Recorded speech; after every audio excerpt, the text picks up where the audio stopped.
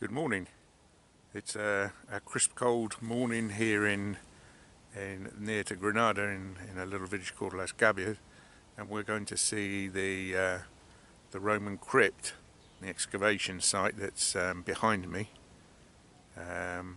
Should be a guided tour, so I'm not sure exactly what I'll be able to record, but hopefully it should be interesting. This follows up from the visit I made to the site back in summer when it was well over 30 degrees. Today it's around about 5, maybe a little bit more, but not much.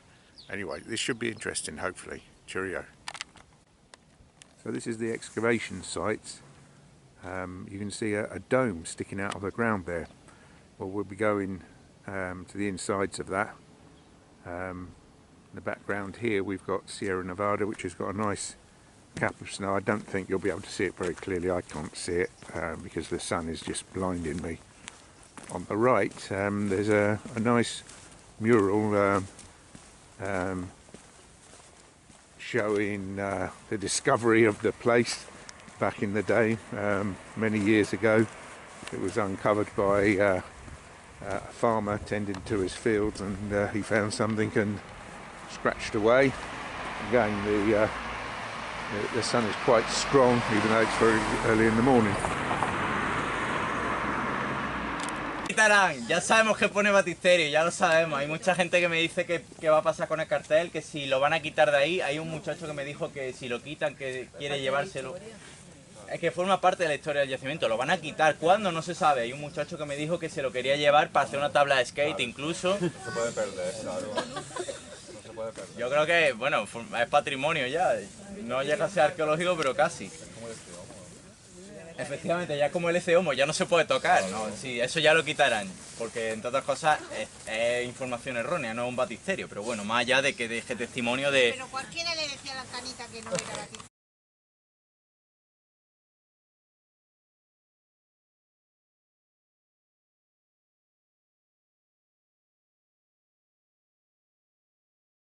Podemos sacar los móviles, podemos iluminar, podemos hacer fotos, lo que sea, ¿vale?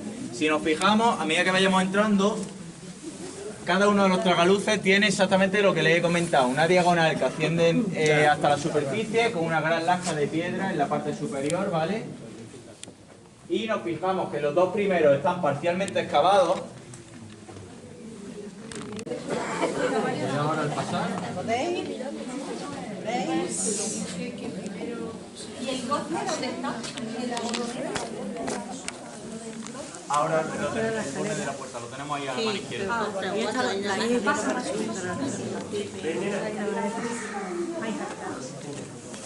Permiso. Gracias, Encarnita. Lo que comentaba, la gran laja de piedra que servía como entradilla a esta estancia lo tenemos justo ahí detrás. De hecho, si se fijan, la pieza esa que tiene ahí debajo, que es así del color así verdoso, es el borne de bronce el que iba dentro de esa puerta, ¿vale? Iría en el suelo de ahí en la entradilla del arco, ¿vale? Y permitía precisamente, pues eso, pues, que se abriera y cerrase la puerta. Me voy a poner con ustedes, ¿vale? Para que me pueda...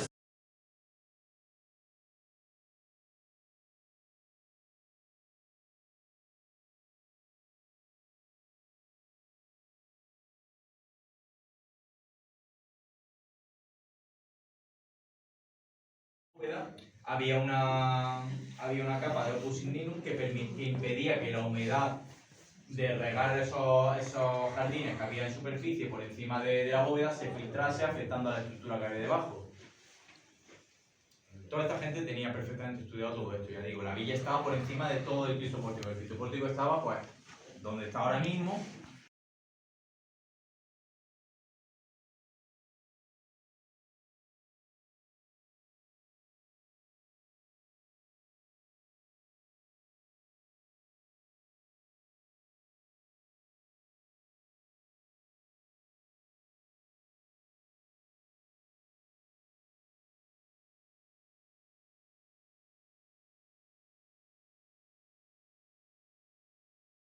¿Cronicas Marcianas? Sí. No sabía yo que tenías tanto interés en los restos romanos, vámonos. Well, that was the visit to the crypto portico. I'm not sure if I'm going to make this into a video or not, because I'm not sure how much film that I've really got that's of use. Very interesting nonetheless. A bit of an urban legend, I suppose, is the flavour that I've come away with, but still, it's what there is, and it's a nice story anyway. So I'll leave you with a little bit of a shot of the excavation site, and pan on to the snow on Sierra Nevada, and I'll see you again on another video, I hope. Anyway, cheerio.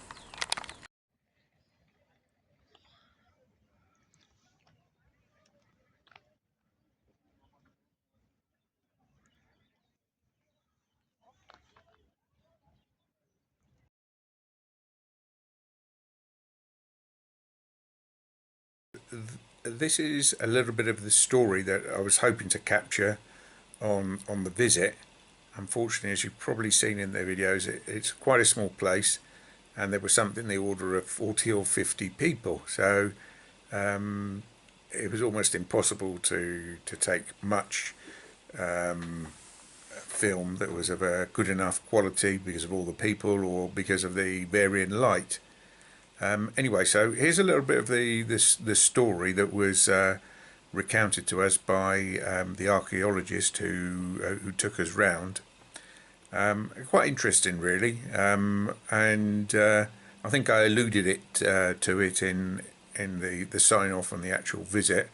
But there's a bit of a story, almost an urban legend, perhaps. But well, it's not a legend. This is all truth. This is what happened. It's just recent history rather than ancient.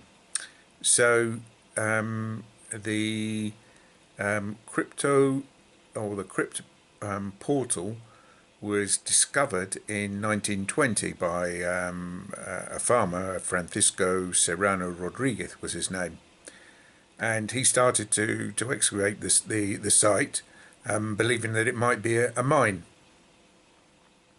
Anyway, eventually, within a year, the authorities got to hear of it, and an archaeologist was sent down to have a look. Juan Cabre Aguilo, who determined that it was a Roman crypt portal. His analysis and study of the work was ratified by another archaeologist who came down in 1929, Leopoldo Torres Balbas, and some of the restoration work was done there. So the entranceway that we've just seen in the video was strengthened to prevent it collapsing. And the upper part of what I'm going to call the strong room was finished off, and the cupola was built. Although the archaeologists didn't say that, I am reading that the stones that they used were actually found there. Whether or not that's true, there doesn't seem to be, according to the archaeologist, a great deal of evidence supporting that. So what happened was, because the area was on private land, the owners of it restricted access. They wanted to do whatever it was, and perhaps charge an entrance fee and what have you. And going back a stage, when the first archaeologist came, he described it as a Roman crypt portal and a baptistery. And apparently, so the story goes, the family got the local priest to bless the land or what have you, and there started the legend of it being a baptistery, a Roman baptistery. Later work has shown that that wasn't the case, or at least there's no evidence to support it. So little by little, the area gained a little bit of fame, and the last descendants would dress up as Romans to show people round, and it appeared on television a couple of times with them dressed up in Roman, what do you call them, robes, candles showing the presenter around. So the story we've been told by the archaeologists was that there was an awful lot more artifacts in there, which have, for whatever reason, disappeared. They're no longer there, so maybe they were taken or given away by the owners. We just don't know. They're just not there. But it is understood that it was quite decorative in the inside. So you enter through the gallery that we've already seen. On the left-hand side, which is facing east, there are 7 skylights, which, as the name skylight means, they open out directly into the ground, because this part is all buried under the ground, and then they're angled up. And it's believed that there would probably be some kind of, maybe even glass at the top, to protect it and to allow light to come in. At the end of the gallery, 30 meters long, there's a doorway entering into what might be described as a strong room, about 4 meters square. I wouldn't like to say how high it is. It's significantly high, maybe I don't know, 15 meters high to the top of the cupola. It's difficult to say. And there you have one of these spiral staircases in stone. So it's believed that that was an additional entranceway up into whatever building there may have been on top of that, of which at the moment there's no more knowledge.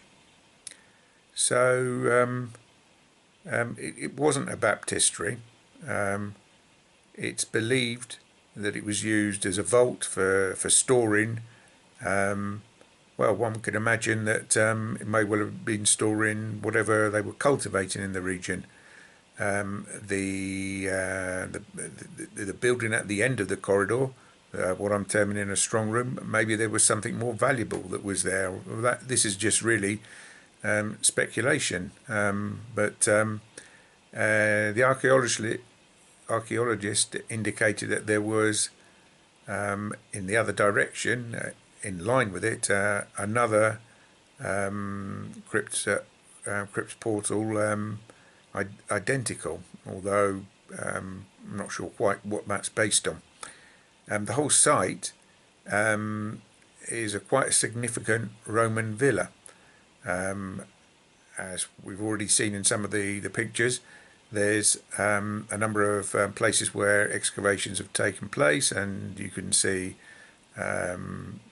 some of the dividing walls and artifacts that are there. That's ongoing. Apparently there's a plan to continue excavating and make it into a kind of like a tourist attraction, with walkways such that you're not walking over it. But as we went round it, the whole area is fenced off, so you can't generally get access, but once inside you could more or less go anywhere. And it extends out beyond the perimeter into some of the neighbouring areas where houses were started to be built on, till they realised that they were destroying the Roman villa that was below the surface. So yeah, I found this place through reading a book, as I think I showed you on the previous video that I did it, and it sparked my imagination, and I wondered what was there. I've been back a couple of times now, and at last got to go and see inside, and to learn a little bit of the history, both the ancient history and the more modern history. more modern history. Sounds terrible, or they didn't look after it, what have you, but that's the past now, and it's part of the story of the place as well, so not much more you can say about that. But anyway, I enjoyed going, I enjoyed making these two little videos, and I hope you enjoyed watching. Cheerio.